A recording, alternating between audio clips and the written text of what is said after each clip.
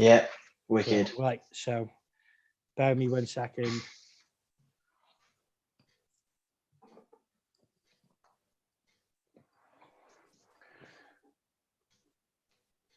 Go back on Instagram now, so just jump on there a little bit. Wicked, will do.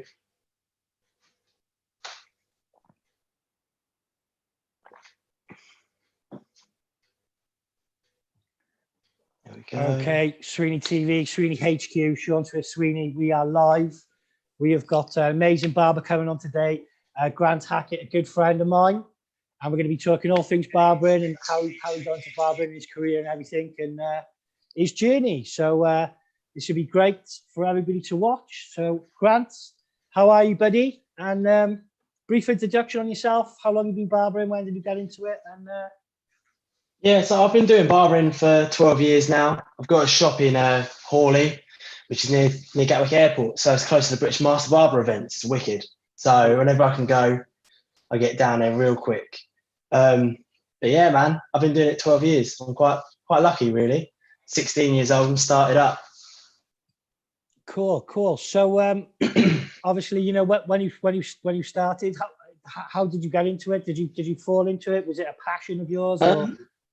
I sort of at school, I was a bit of a crazy kid, so I decided to do one of those stupid tests online. Where it's like, what career should I do? And I ended up falling into hairdressing because barbering wasn't really an option at the college I was at. So I did ladies hairdressing for 2 years. And then my godfather is actually a barber. And after I'd done my 2 years, he decided he wanted to take me on. So that's how I started, really. 16. And then at 17 years old, I got my first barbering job. I was quite lucky. Brilliant. I found myself in a good situation. So starting off in this shop, what was it? What was the experience like? Obviously working with family and so on. And I mean, it was good. It was good. I was there for 6 years. So he taught me from, you know, doing ladies hairdressing, having a real basic knowledge of clipper work. So I had no real way of doing it. It was quite tough. Taught me how to shave. So I was actually shaving people before I was actually cutting hair because he wanted help with it. So it was like, right, you do shaving and I'll teach you how to cut hair later. So that was quite interesting. No balloons, nothing like that. Straight on the face. Go. Is that all right? I'll try. I'll be honest with you, buddy. I think going straight onto the face is the best way. I think the balloons is just a waste of time. Yeah. It's good in theory, but in practicality, you know, the face is not a balloon. No, it's not. You know, the texture of the rubber and the blade they just don't mix and match up. So, nah. But it's good fun for the students in the class because they get to blow up balloons. Yeah, blow up balloons and pop them. We're all big kids at heart. Oh, of course. So obviously, like, you know, starting off shaving, you did it backwards, didn't you? Yeah, basically. Yeah, I started the shaving. To be honest, it's something I'll probably offer at my shop soon. It's more about how I wanted the shop to run to start with. So it's like I want to make sure we get the haircuts on point, we get all the staff in a certain way, and then we'll bring shaving in. So it's something I'll still continue to do, but it's going to take a bit of time, get the logistics right for me. But I missed it because I did a stint over at Bell Street Barbers as well. And we did a bit of shaving, but nothing like what I did before. I would like to go back to it. Well, you represented Bell Street Barbers and British Master Barbers on my stage, didn't you, in the members' room? Yeah. So that was 2019. Yeah. Yeah. How well? Let's have a little chat about that, bro. You know, let's get into that a little bit quickly. So, how was that day? You know, that was give people the experience. Yeah, it was epic. I mean, I always whenever I do British Master Barbers, whenever I do a stage or a show, or I have the same playlist on, I like to get myself in a sort of zone. I try not to practice the haircuts too much because I think sometimes you can overdo it. And I'm a bit of a free-flowing barber. I'm not necessarily one of these guys that's structured. It comes as it comes, and I'll do it there and then. But yeah, same playlist, a bit of Post Malone, a bit of Eminem, you know, get myself in a zone and crack on. But yeah, it's always intimidating. You've got other barbers that are brilliant around you as well. Because you went to the competition as well, didn't you? Yeah, so I've been finalist 2018, 2019 and 2020, which obviously was a bit of a strange one. So But I love the live stuff. I was a bit gutted it wasn't live. That's what I live for. Yeah, of course. And you've had great success with them, and obviously it's helped your career build as well. Yeah. Do you find it difficult doing comp? Because obviously with Matthew, he does competition work as well. I stay away from that type of stuff, to be honest, bro. But I think I don't know, I'm a bit too old for that. But you guys, I love watching you guys doing it, because it's I see you all sweat, man. You're all sweating.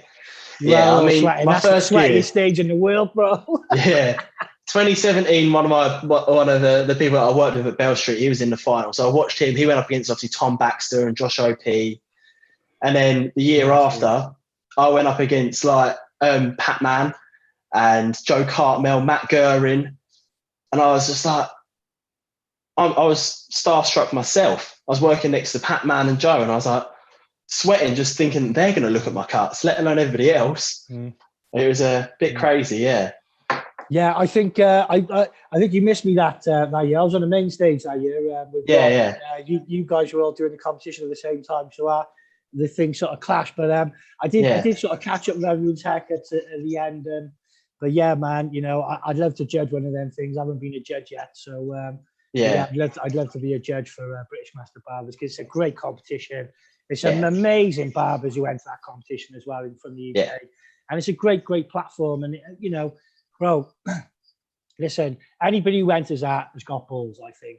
Do you know what I mean? I mean, just anyone getting on stage, I think, has got, anyone who goes to these stages now, you're a bit under the pressure of having people watch you. It's crazy. The way I look at it, if I'm doing like a performance on stage, it's a bit different. It's a bit, it can be a bit panicky. Like I've done a few where we've done demonstrations on big stages, but when I'm actually educating, I'm in the room and I'm with people and I can engage with people directly. That doesn't scare me, bro. All. It's like I'm natural to that. That's my thing. Like, do you know what I mean? And that's why this is why I do this SweeneyTV, bro. It's getting all these barbers on. Everybody's story, nice outlet. It's all saved on YouTube. You can watch it back. And it's part of history, bro. We're building. Yeah, definitely. And again, so sort of going on to my questions now, bro. Obviously, shop life. Explain. Obviously, opening your shop. How tough was that? Getting everything going. I've been watching your haircuts, bro. Fair play. You are on fire at the moment. Thank you very much. Keep tagging me, G. Keep tagging me. Yeah, I will do. So I opened the shop in 2019. So it was probably in the pipeline whilst I was doing British Master Barbers. And I opened up in December. So it's December 5th, 2019. Sorry, 2015. 2019. And I decided that we wanted to go sort of the minimalistic route, industrial looking. And it was a long old stint. It took me about 12 weeks to even get my paperwork signed. It was, when I opened in the shop, I never thought it'd be as stressful as it was. I had a kid that March as well, so I had a newborn baby. I was working at Bell Street, wanting to compete and wanting to open a shop. So I found myself in a bit of a sticky situation with juggling everything, really. And, you open 3 months and then you have to close, which was a bit of a shame. I still don't think we're fully flowing yet as a shop. But I think it definitely takes time, brother. Definitely take my advice. Keep at your grind. Keep doing your social media. You're the man in that area. Just keep it up, bro. Don't let anyone put you down. And bro, listen, obviously, with the COVID and stuff, that must have been difficult. Did you have staff at the time? Yeah, so I run a rent a chair basis. So I've got 2 members of staff renting a chair off me, and then I've got a a junior apprentice. He's just done a men's spy level 2 course. So he's up and coming, and he's sort of working his way up. He's on a graduate scheme. So he basically pays me a little percentage of every haircut. I'm not in it necessarily to charge all these guys the world. I just want them to earn good money, give the shop a good rep. And build a good culture around the shop. Build a culture. And with the rents on their chairs, I said, when we're shut, don't worry about it, because they've got more things to worry about than having to pay that, really. It was one of those. But yeah, it was tough because we all just sat there in disbelief. It's like, we can't be closing, surely. Yeah, I know. I'm back open in Wales. I've been cutting. We were open last Monday. I've done a full week, and this is the second week. I haven't stopped. I'm on a day off. Yeah, I bet. It's turned my hair yellow. Yeah. So You've the gone last time I for seen it. you, I think you actually had hair, didn't you? Yeah, well, that's it. So like, I shave it off on and off all the time. I take it off and then I'll bleach it and keep it. But I haven't got a lot of hair there. You know what I mean? It's definitely You 20. I think you like that Jason Statham London geezer look, don't you, mate? Yeah. Well, that's it. I've just with a beard, you can pull it off a bit better. 100%, bro. Yeah. 100%. So like, obviously, like traveling around the shows, and obviously, like, you know, with the Barber and stuff, like before COVID. You know, like, you know, what did you like about going out to the shows, seeing all this, like, you know, new sort of techniques and new colors and clippers and so on? You know, what was your experience of that, bro? Because I'm really excited by it, to be honest. So I always just find it exciting to even socialize with other barbers, to even talk to other people that have my interests. I think when you're a barber, if you really love it, it is your life. So you will go to these shows and you will watch as many people as you can, and you will talk to someone about how they do it and what they do and why. I think that's the biggest question: is why do you do that? What difference does it make? And if you know why, you cracked it really. Because if someone tells you this is how you do it, it's like, oh, okay, what's it for? Don't know. Why'd you do it? And then you understand. Like going to see, I went to Hair Evo Jam with Cal Newsom, Josh O.P. And, you know, I sat there and we were talking and I just said to him, you know, why'd you do it that way instead of how'd you do it? And they, you know, they really divulge all their information. And that's what you want. You want to be able to talk your passion with people at shows. Seeing all these crazy hair colours is wicked as well, I must admit. It is definitely, I think it's coming up. I want to do a training course with like a hairdresser to get Give back to a ring, bro. Give back Yeah. to a ring, man. Get Yeah. Tom back to education, bro. I'll be honest with you. Like, he's taught me loads about colour, bro. And yeah, you know, I got a little mohawk, like orange, yellow going on. yeah, Looks good. People like it. They enjoy something new. Obviously, black, yellow, and is my colours anyway. So yeah. matches That's my it. logo. Black and yellow. Black and yellow, brother. Definitely. Obviously, you know, obviously we a brand and stuff like that. You know, are you going to be selling products in your shop? Like, yeah.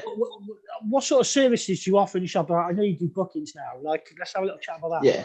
So I've always done bookings. I've always worked with Booksy. So even from when I was at Brent Walsh, which was when I was a kid, basically, I've used Booksy. So I've used it the whole way through, and I still use it now where I am. The services we offer, we are like literally haircuts right now, because it's adding things on can be a bit tough when you first start out. You want to make sure that you're running the business as smoothly as possible and cutting hair in the time frames that you need them to cut in. It's a business at the end of the day as well. So when you're cutting hair, you know, your time is 20 minutes or 40 minutes or XYZ for a beard or whatever. Once you start adding things in, you can really complicate the books. So I wanted to make sure we had a simple way of working: skin fade, haircut, beard trim. That's it. And then that way the pricing could be structured and everything was right. People could really get to work with it easier. And the customer's happy? Yeah. I mean, we're very, very busy. We're very lucky, really. How important is customer service in your shop? Oh, massive. Because when you're a booking system, I feel like you have to have more of a customer service. You have to. I have customers I've done for 10 years, and I learn as I go on their whole lives. And I like to, you know, have a conversation with them and make them feel like they can talk to me about anything. I did the Lions Barber Collective course where we talk about mental health, you know, and I've had situations where I have thought, hang on a minute, is that person okay? Because I've seen them from 5 years all the way through to now. And I'm like, they'll leave the chair and I'll message them. I'll be like, how are you? Are you actually okay? Customer service is massive. We always want to make sure that we're really, really pushing it, as well as giving good haircuts. It's all about building a rapport in your community as well, brother. Do you agree? Yeah, yeah, that's it. I mean, I love helping the community. We are a shop that I always wanted, because I'm from the area. I grew up here, went to school here, so I've been around for 16 years in this area. Um, so I always try and make sure every month we donate money to a charity from the shop. So local charities, whether it's a nursery, whether it's a school or mental health charity, anything, we will help the community as much as we can. If I've done things in Reigate where there's a guy that walked past one day and he'd just come out of like a place where obviously he had alcoholism or drugs, and he was like, "You charge that much for a haircut?" I was like, "Look, come in, I'll give you a haircut." I didn't charge him. My boss wasn't there, so I sort of got away with it. I was wanting to build a customer base. I got him in, and he's still my customer today. And it's, I think he really appreciated the fact that he had come out of somewhere really struggling, no job, hair down to ear. I just said, "Come his into life, hair." bro. Yeah, and that's, we all want to do that. We all, as barbers, I think we do change lives sometimes. You can really make someone feel good. It's the power we wield with that haircut as well. We forget that. Like, I know we run businesses and we've got the stress of this, that, and the other, but that, it's like you said, that's an amazing story about that guy. Like, how he's got really long hair. You changed his life, bro. That haircut changed his life. Yeah, and it's amazing to see. Like, and like, do you do any teaching or education with your staff as well? Do you run any educational days or? So we will go into education. It's at the moment with the situation, it's having groups in your shop, having groups of people in an area that is a certain size. I mean, I'm lucky to be blessed with a big shop, but working out numbers, how close they can get, who's around, how many masks, like how many people do you want in one area? But we do want to go into education. It is something we're looking into. Cool. Well, I definitely recommend you do your assessors, get that, and then obviously colleges they'll just pick you up like they do with the rest of us. And once you start working in the colleges, there's no holding back really, because the colleges will have all the structure in place to run efficient courses. At the moment, they're not letting us do them in the barbers, like you said, because we can't have groups. Social gatherings are still banned. But brother, obviously, sort of going on to sort of the social media side of things, do you use all the different platforms and do you use the new platforms like TikTok and all these new ones coming up, Pinterest and I don't use TikTok yet. I've got an account. I haven't really uploaded anything.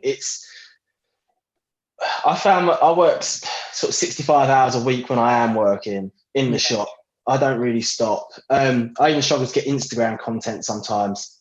So when it's like you have to make a video for TikTok, I am a bit like, do I need to do that right now? Helps your business, though, brother. It does. It definitely helps your business. I mean, Instagram and Facebook are the two I use. The two I use at the minute. Instagram mostly though, because I think it's pictures, isn't it? There's videos there still. A lot of people my age, so like my customer base is mostly based off people my age or younger. Yeah, obviously some middle-aged going onwards to 50, but other than that, we don't really have anyone older. So that's I cover my bases with Facebook and Instagram. And I think once I do get down to maybe going on to TikTok, it might bring in another generation of people, like you're 10 getting hundreds of millions of views a day on there, bro. Yeah, I know. Yeah, look at the analytics of it. It's taken over. It's probably the most watched app at the moment especially for videos, because it's just video after video after video made by basically a bunch of idiots. Yeah, you can make a video. I'm sorry, but I was flicking through it earlier, and half of the videos I'm watching, I'm just like, oh my god, why am I really wasting my life watching this? I've been watching for business wise, it's great to make videos of barbering, especially for haircuts as well. You do some really cool videos of haircuts. Yeah, I've been watching Glenn McGoldrick a lot actually, because he's just set up so the men's spy geezer, and he has very good videos. Ditto, brother. I've been watching him as well. I tell you what, I really like that guy. I actually inboxed him this morning saying, "Yo, jump on SweeneyTV next." Yeah, he's got a good TikTok. Yeah, he's a nice guy as well, man. He's very, very, very well educated on our industry, which is great. Yeah. And obviously, you know, he worked with Josh. So as you know, Josh, you know, again, Josh is another one I want to get on. Josh OP's another one. I didn't ask him to come on. He did say yes. He's just obviously busy.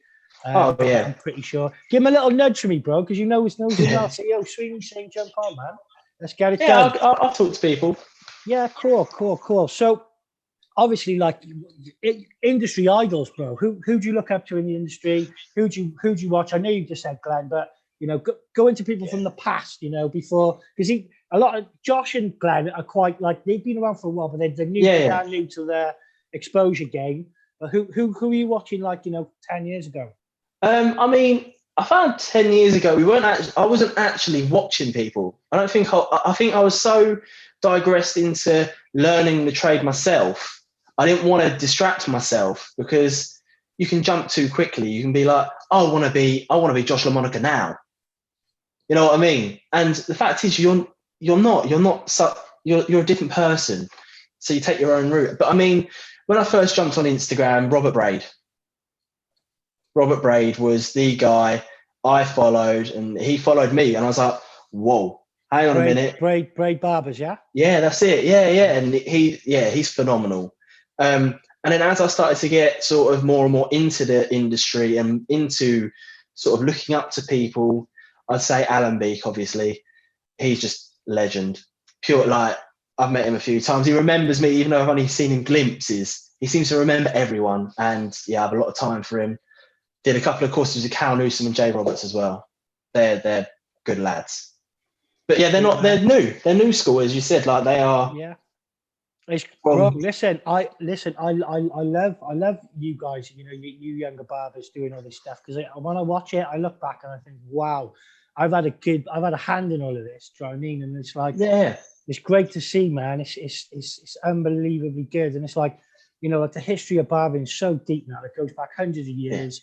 You know, like, again, you know, styles, bro. Like, you know, let's have a little chat about styles. You know, what do you think's coming new? Like, what do you like? I know you love doing your skin fades, but like, let's talk about out there styles. What do you like? Do you like? So I love a mod cut. That is one of my favourite cuts to do. Not as if you get to do them. You know, they are. I did it at 2019 British Master Barbers, and it was funny because I got absolutely ripped by Sam Arthur. He ripped me to shreds. And Sam is the king of mods. He is. And I did it. And about that. Yeah, I was doing the cut, and he goes, "So what are you doing today?" And I was like, "I'm doing a mod cut." And he goes, "Really?" I was like, "Oh God." Just shat my pants, basically. Well, you know, Sam. I know Sam very well, and obviously I've worked with Sam, and you know, Sam is a very, very, very good barber. Oh, he's talented. And you know, when he says something like that, he is being very sarcastic. But me personally, I think you pulled it off, bro. Yeah, thank you. That is my favourite cut. A mod cut is the one. But do you know what? I've actually watched you do mod cuts after that now, and you took something from Sam that day, I think, didn't you? Oh yeah, I mean, he did pull me into a room, so everyone else was sort of split off, and I'd had my chat with all of the judges, and he said, "Just come with me a sec. Come with me."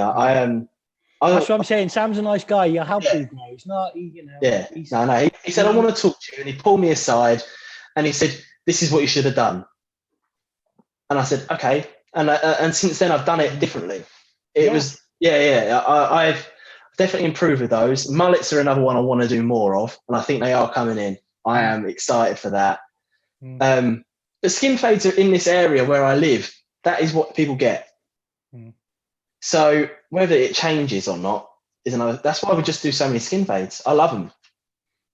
Well, I'm rocking that temple fade with the color with the color Mohican. People seem to like it. It's a bit different. It's not there. I'm just mixing up a bunch of styles, you know. Keep the beard going a little bit lower rather than keeping it super high and super wide. Just nice. Yeah, that's it. I think sharp, man, just sharp. I think a lot of the time now people are individual.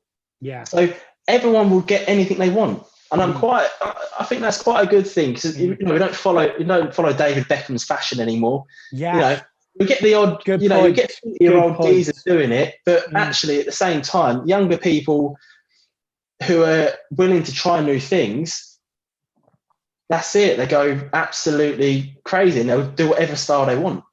Yeah, no, I know. And like, it's good though when you see people like Ade Phelan, like back in the day when he was like, he's kept Beckham's hair. Yeah. And I've watched him, you know, I've watched him on TV a few times. I've had a few chats with him, and he's a very creative barber.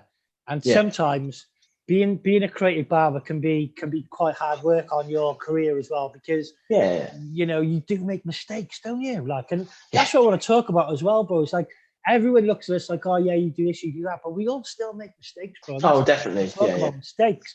Like me personally, do you know, if I make a mistake and somebody doesn't like my haircut, I can't sleep that night, bro. Oh, I'm the same. I mean, obviously when you have time out, like when we had the first lockdown, I went back to work, and probably for the first time in 7 years, I had someone come back and go, you missed a bit. And I was like, oh, you know, I had to do it. I had to go over it, and it was fine. And they were fine. They came back again and again. But I think all of us went through that, bro, because I'll admit it happened to me as well. So, and I was like, hang on a minute. A bit of barber exposure for you watching. This is the true grit. Yeah, it is. Yeah, you do. You make mistakes. I've, you know, clipper undercomb instead of clipper overcomb. But you rectified the situation, fixed it, it was all sorted, yeah?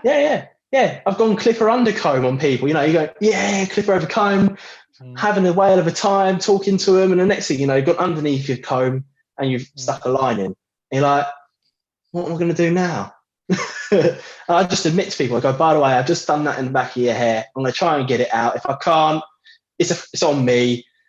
I can only apologise. I think humans make mistakes. And if you can just say to them that you've done it, they're normally more than happy to admit that people do make mistakes. How did you manage cutting hair with the masks on? I actually don't mind. It's actually not too much of an issue. What about the hindrance of behind the ears, which we were all trying to tackle, weren't we? It was like an obstacle game, wasn't it? Yeah. I mean, around the ears, I didn't mind too much. Pulling it down too much, it comes off. It's like, what do you do? It's like, I cut a few off. I definitely cut a few off. Going around with a number 4. This guy's got big bushy hair. I'm trying to get it off, trying to get it out of the way. And I've picked up his mask, straight off. Pinged in front of it, straight in front of him. I was like, I'll get you another one. Unbelievable. Yeah. It is. It was just madness, I thought. Rob came up with some device where he was sort of like pinning the mask around the back of the neck. Yeah. Brilliant idea. That's what I'm saying, you know. Yeah. People need to, we got to start thinking and using it. Yeah, I did that for a little while. I did do it for a little while. I kept on getting red marks on back of people's necks though. So like you got geezer because it's rubbing. Yeah. It's so tight. Yeah. But of course, you're probably strangling out of them as well, aren't you? So, I nearly broke the. I would have been demonetized then if I had done that. But anyway, going on to obviously my next question. Obviously, like the future of barbering, bro. Right? We've got a few shows going to be coming up this year now. I'm pretty sure they're going to be cancelled. I've had a bit of inside information on some stuff. I can't talk about it obviously yet because it's not out there yet. But guys, seriously, just hold back on booking hotels at the moment because the hotels will take your money and the shows are not 100% guaranteed to go forth yet. They are booked in and they are planning, but I think there's going to be some complications this year because we might be going back into a lockdown because of the other countries. Hopefully we don't, but obviously if we do, we do. And if we don't, we don't. But again, bro, you know, going on to tools, you know, what tools do you use in your shop? Are you scissors, clippers, trimmers? Yeah, so we use a range of tools. The only thing have you got a go-to though, or you? Yeah. So like I have like a go-to little set. I've got my YS Park comb. It's a YS Park 332. It's the only comb I'll use. Excellent edges scissors. Spencer scissors. He does them. Yeah, Ledge. He's the king of the scissors, isn't he? Yeah, the same ones I've got. They're unreal. Excellent edges. Yeah, they're the best. They are. Yeah.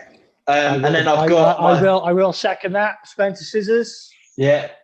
I've then got my my custom. I've got wall seniors, but I've got green case on them, and I've got ceramic blade, and I've changed loads of bits out of it, and they're my sort of go-to clipper. They're 3 years old. They're still going, but when they die, I'll be upset. Well, listen, this is a new question I was going to pop in. I'm going to pick your pocket here now. Let's talk about customizing clippers. Yeah, go on.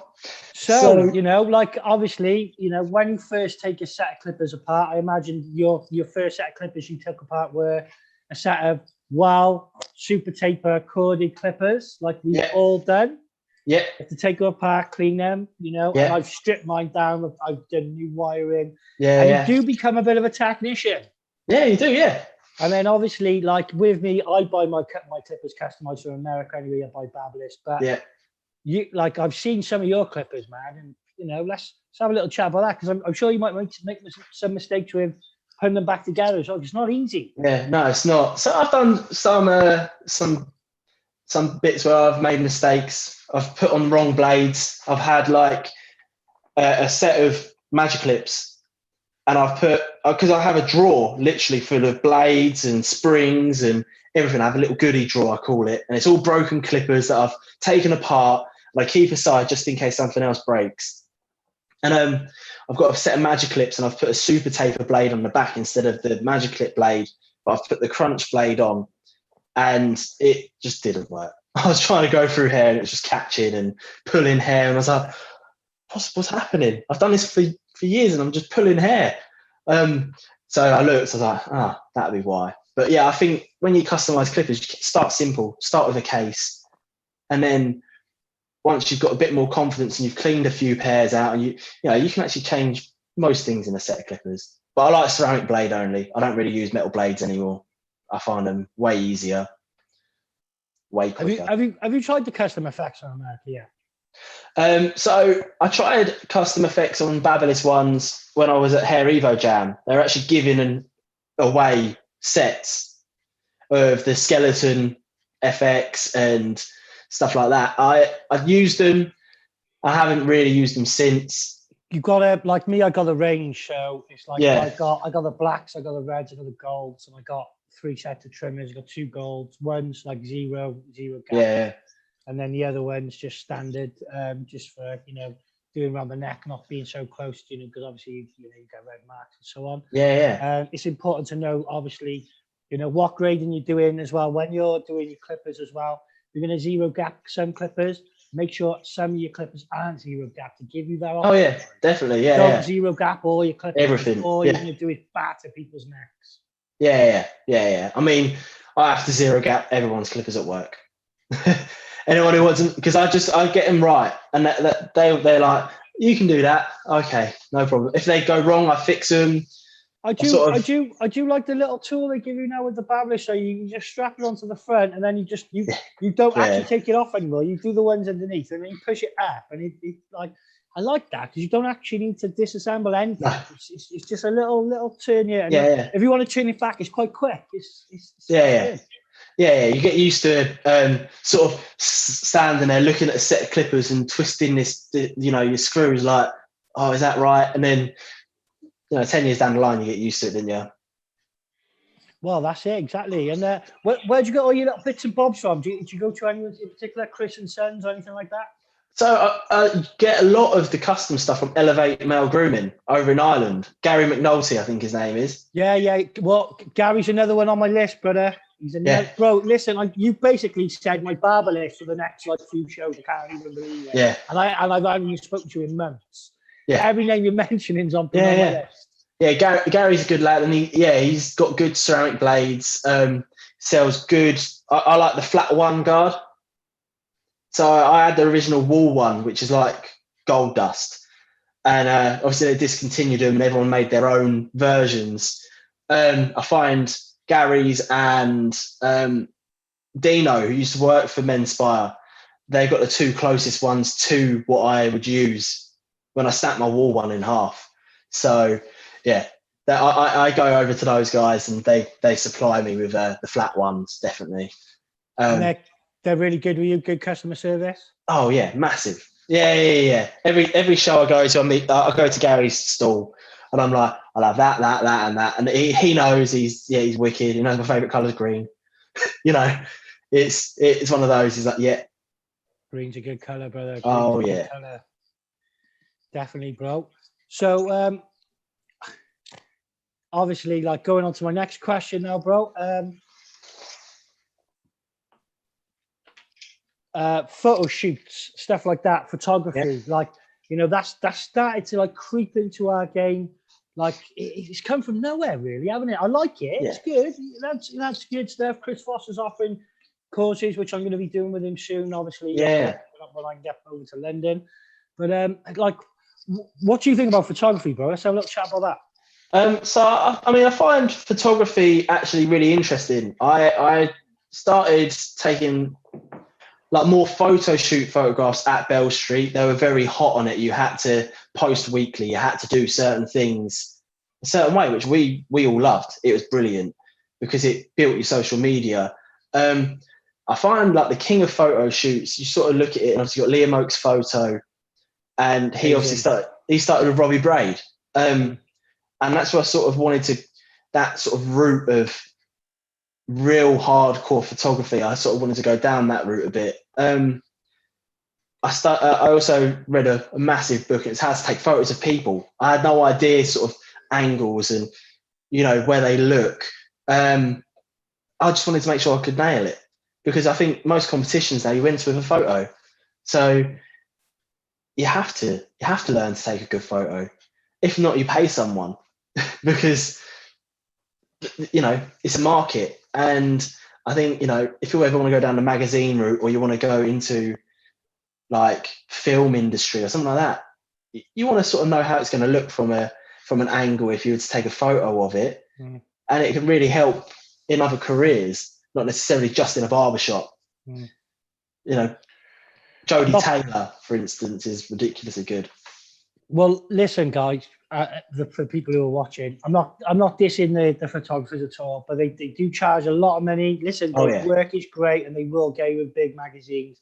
But if you buy yourself a camera and start slowly teaching yourself, the benefits are massive. Like you said, most of Tom Baxter's haircuts, which are Barber, Tom's taken as well, bro. Yeah, Tom. Yeah, I mean, and they're high quality, and like he says he could take 150 photos of that one haircut and pick two. Yeah, I've definitely it's excessive work. It's excessive. Yeah, I've got a Canon. I've got a proper DSLR, and I made sure I got that D7 up there, brother. Yeah, I made sure I got it because I was like, I need good images. Good images sell you. And if you can do them yourself, and they don't look too photoshopped, and they're not like a magazine front cover one, people are drawn to that on social media platforms.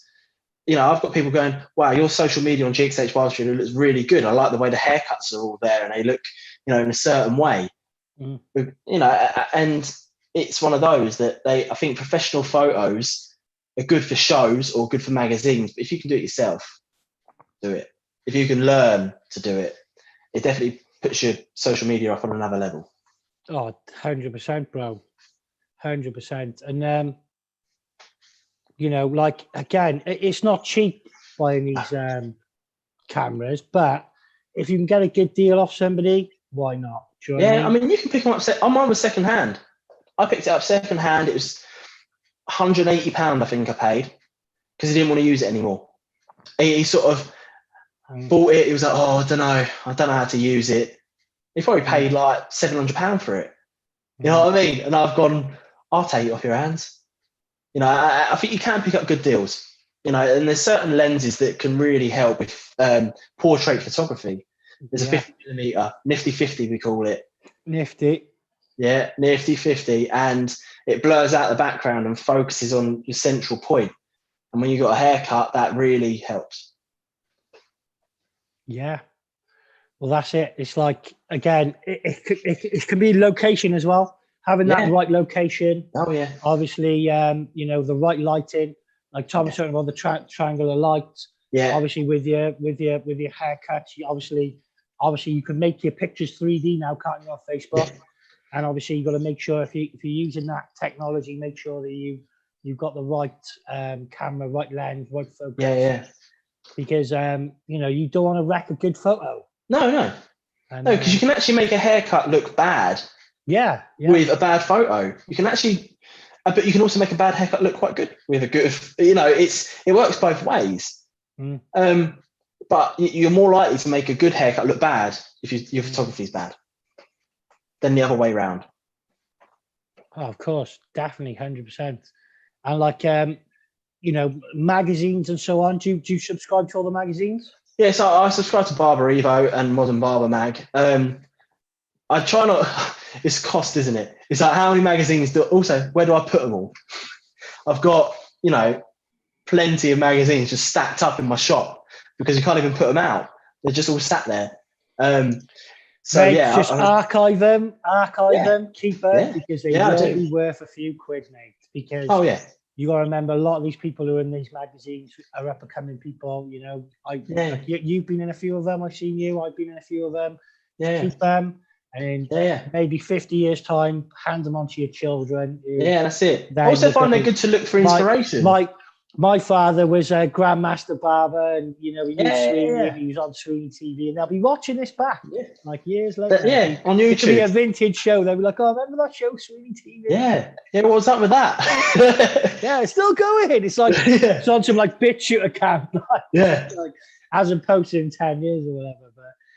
But that's the future and future technology, bro. Like I started offering like more services in my shop. I've got the steamer. For the FX as well. Obviously, it's difficult with COVID, but before that, it was flying, bro. And are you going to be offering new services in your shop as well? Obviously, so I'm going to go down the shaving route anyway, so that's something that we'll go, and we'll probably get steamers at the same time. But it's one of those that we've been open for 14 months. We've been shut for 9. I did start out for the first sort of 3 months doing like under eye masks and stuff like that.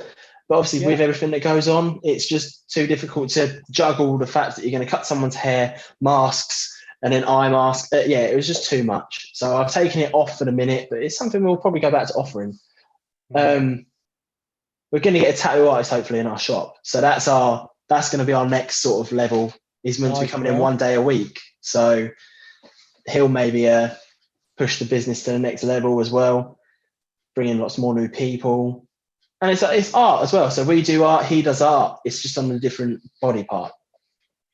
So the next time I see you, you're going to have a SweeneyTV tattoo. You're going to have tattoos all over your face. It's going to be barbering everywhere. I'll be just, that's it. You're going to look like you're from downtown LA, bro. Yeah, I know. I'll be there. That's it. I'll be straight out. It'll be great. Nah, man. It sounds good. Listen, I know a lot of people who've got tattoo at barbershops, and they seem to work. It's a good concept. It is a particular type of customers do go there, but I think it's a great idea, mate. To be honest, it works. It's another niche to your place. But like I said, just don't go too mad with the tattoos. Oh no, I wouldn't. It is easy when you got a tattoo. To have a quick tattoo, and then you're like, I only literally did it because I was in between clients or whatever, Yeah, I know. Yeah, you get a lot of that. Yeah, no, that's good. So obviously, what's next for you, bro? Like, what's the future plans? Have you laid anything down, or have you just been hoping just to open back? I think it's this year. Because you got 3 weeks left. Is that right? Yeah. So I think after the 3 weeks, the plan for the year is recovery. Basically, it's because I haven't even had a year's worth of solid books. I haven't even had a year where I've gone, this is how much money, this is good, and we can now expand. I don't know anything. I'm still in that position. So I'd say this year is recovery, and then the years after we'll plan for more. I'm already, when I made my business plan when I first ever started, I'm already 5 steps ahead. I didn't plan on having staff.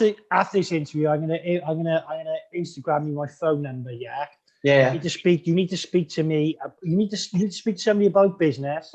Any problems, anything at all, just ring me, bro. I'll help you 100% all the way. Right. Do you know what I mean? Like my business has struggled, bro, but I've done fine. I give you some good tips on how to make a residual income.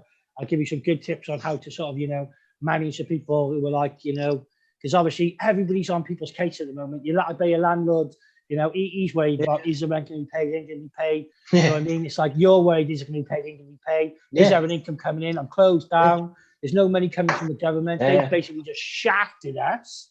They shafted us, bro. I'm not happy about that. No. I mean, I had my electricity company this morning on to me, and they're like, "Oh, your direct debit's cancelled." I said, "Yeah, that's because I can't pay you."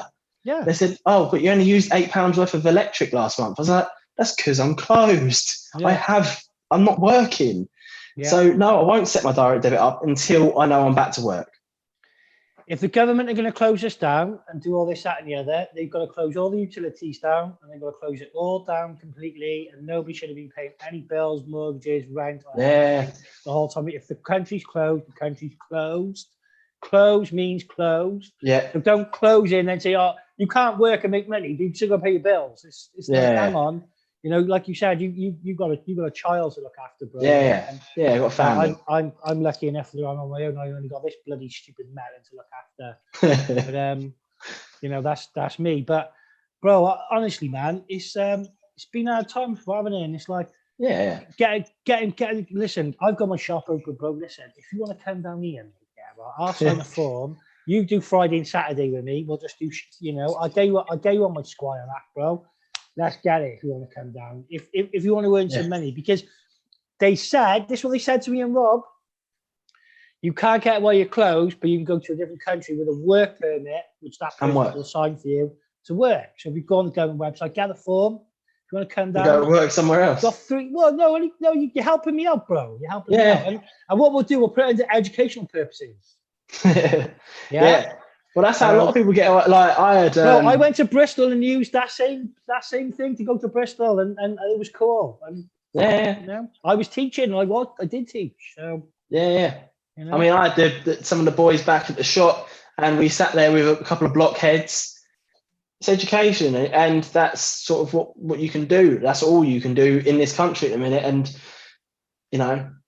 hopefully the week before I opened, I had Joe in here the whole week before. Yeah. And then 2 hours every day, because college haven't taught him anything. He's totally forgotten everything. Yeah. And I need him doing it. Yeah. Yesterday, he did a skin fade on his own, unsupervised, bro.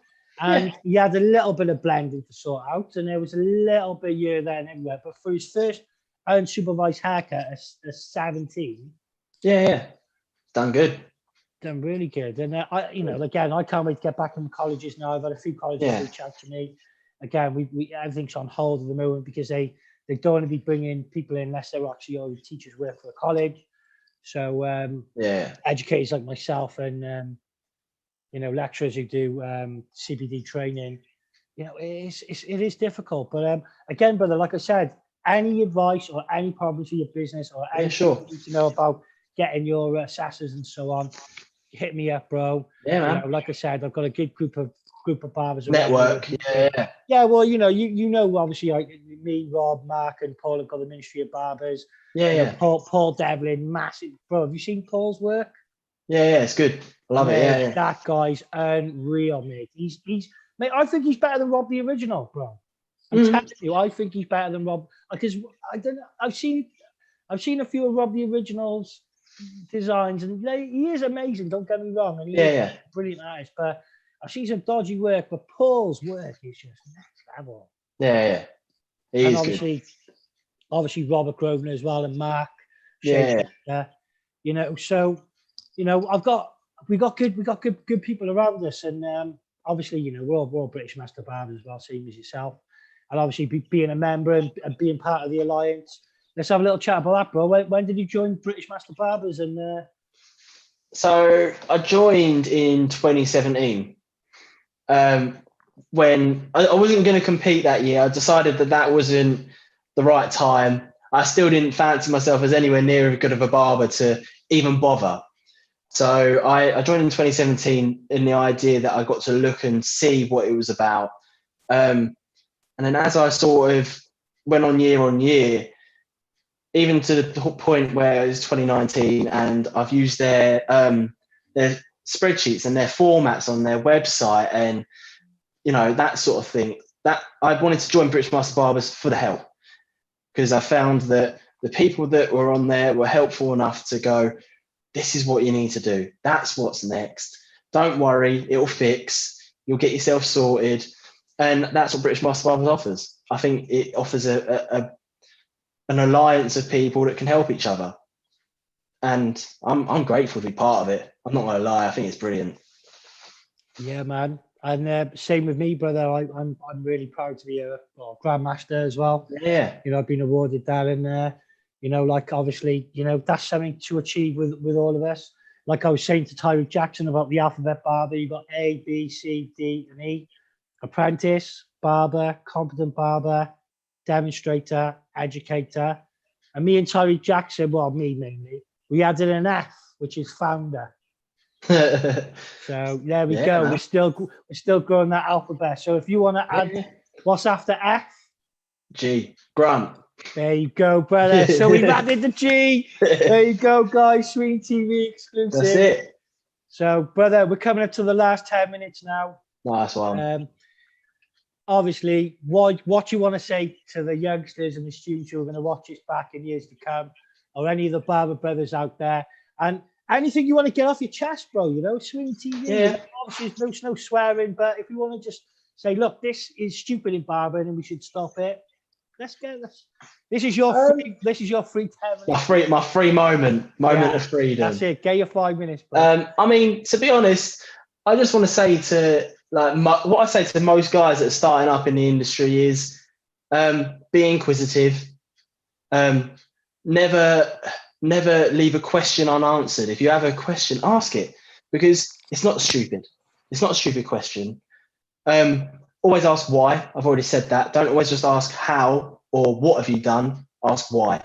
I think that's a firm way to be with any educator. They need to know how to tell people why you do a job.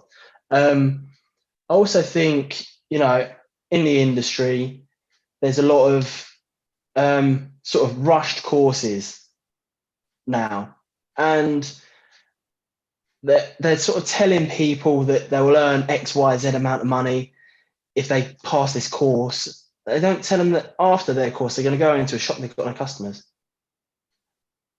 And when I'm talking to my new guy, Luke, it's about building his customers. He can cut hair. You might need me to go over some bits or not. But building a customer base is your key. Without that, you can be the best barber in the world. If you've got no customers, what are you going to do? So you can learn, but learn to also be patient. It took me 8 years to build a customer base where I could live off of and prosper off of, I feel. It wasn't 6 weeks, 5K a week. It, you know, like, I feel like they're just giving false information at these barbering academies. You know, I just think it's not right. It's not feasible. No, it's not. It's not feasible. You're telling, you know, a 40-year-old man who decided that he wants to go to barbering because he's had enough of his job in the building. He really wants to be a barber. He spent $5,500 on the course or whatever. 12 weeks. He comes out and he was told in there that, you know, if he cuts this amount of hair a day, he'll definitely earn over $1,000 a week. And it's like, but do you have customers? No. It's like you need to build that, and it's tough for them to learn that situation because they just think they're going to come out and earn it. But again, that's why we go back to the alphabet barber. A, B, C, and D. It's a progress. You know, the apprentice is like 1 to 2 years. The barber is, you know, 3 to 4 years. The competent barber is 5 to 10 years. You know, the demonstrator is 10 to 15. The educator is 20. And the founders, you know, the founders. It's all growth. It's all growth. I still look at myself. I look back at my haircuts 3 years ago, and I'm like, I let that walk out the door. Yeah, and that's me. I feel your pain, bro. I feel your pain. Yeah, but I use my old haircuts to teach people that just because you're doing that now doesn't mean in a year's time you're going to be doing that still. You will learn and you will slowly build that that confidence and the aura around you, where you'll take the risk and it will work for you. And then it's not a risk anymore because you know how to do it. And yeah, I think most barbers are just trying to rush too much sometimes. I think, you know, apprenticeships, sort of old school, work the best. Yeah, definitely. I think school's a lot harder now. I think with the problem we've had with COVID, with kids not going into school, it's going to be extremely difficult the next 2 years for us barbers to teach youngsters. I'm just blessed. I've got Joe, who sort of was already with me before it happened. So I'd already sort of grasped him and I've nurtured him, and he's going to be a really good barber and hopefully have a great career in our industry. And I can't wait to see him on stage with you, bro. Yeah, man, you're good. Definitely get you on there. And you know, if we do British Master Barbers this year, if it's on, I will be doing the room, and you will definitely be back in there. Oh, thanks, mate. Yeah, I'd enjoy it. No problem about that. And again, like if we do any shows, anything like that, you know, come and see me, bro. Big love. Yeah, definitely. And again, you know, thank you so much for the interview. No, thank you, mate. It's been a blessing. It's been so good. Yeah, I'm cool, man. And like I said, share that on all your platforms, and give me a tag or whatever link or whatever they call it, these kids nowadays. Yeah, man. No, I'm gonna do that. But, definitely. Yeah, man. So obviously, do me a favor, give Josh a nudge for me and say, listen, Sweeney wants to do the interview this Sunday, because if Josh doesn't do it this Sunday, I'm gonna have the weekend off anyway because I'll be away. But I will do it for him. I'll be on a remote location because I'm in Gloucester. So yeah, sure. Well, I'll see. He's a busy man. Yeah, I know he's just done a photo shoot with Cal Newsom. So yes, that's what I'm saying. And as well, one of my barber friends shouted him out with his new book, bro. Yeah. Okay, man. So you know, the guy's making some moves like me, buddy. You get me? Yeah, he is. Yeah. London Barber, Grant Hackett. Thank you, brother. Nice. Thank you very much. It's good to see you, Sean. Speak soon, mate. Yeah, speak soon. Have a good one. And you. Bye. So, Sean Sweeney, that was Grant Hackett. Absolutely amazing interview. London Barber, was at lots of different competitions over the years. He's been on my stage at British Master Barbers, the members room, when I did that back in 2019. Brilliant to have him on. Thank you, everybody, for watching. Sean Sweeney, Sweeney HQ, SweeneyTV. Diolch yn fawr. Iechyd da iawn. I am yellow.